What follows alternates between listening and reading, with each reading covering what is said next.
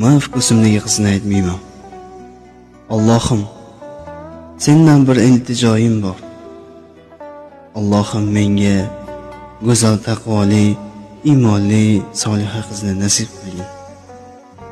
Qalbi to'la iymon bo'lsa-da, 30 pora Qur'onni yodlagan bo'lsa, farzandlarimga ilmni, taqvoni o'rgata olsin.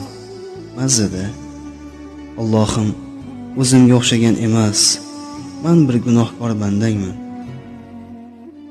Qalbi to'la iymon nurga to'lgan solih ayolni nasib qilgin.